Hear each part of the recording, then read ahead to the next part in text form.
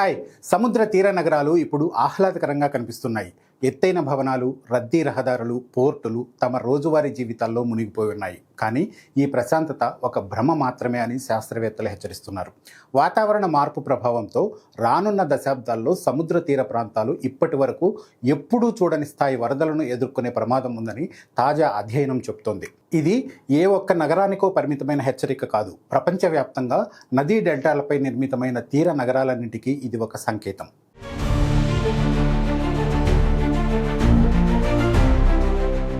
ఈ అధ్యయనం ప్రధానంగా షాంఘై నగరాన్ని పరిశీలించింది. కానీ ఆ నగరం కేవలం ఒక ఉదాహరణ మాత్రమే.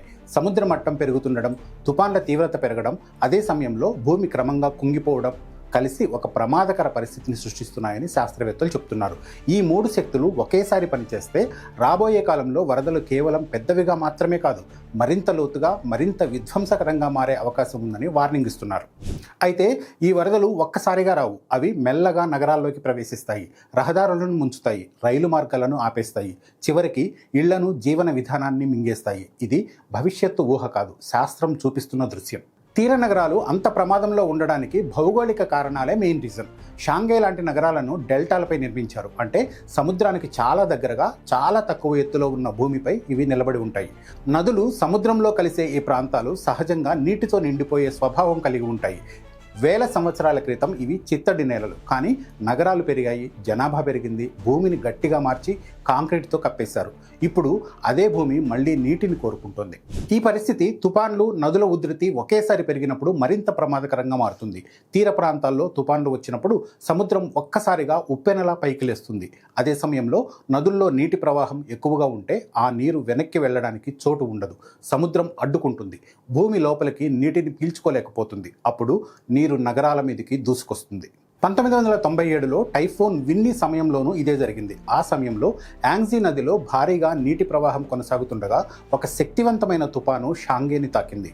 నది నీరు, సముద్రపు ఉప్పెన కలిసి నగరాన్ని ముంచేశాయి. అప్పట్లో జరిగిన నష్టం పరిమితంగానే ఉంది. కానీ శాస్త్రవేత్తలు ఇప్పుడు చెబుతున్నది వేరే విషయం. ఒకవేళ అప్పటి పరిస్థితి భవిష్యత్తులో మళ్ళీ వస్తే దాని ప్రభావం చాలా రెట్లు ఎక్కువగా ఉంటుందని సైంటిస్టులు హెచ్చరిస్తున్నారు.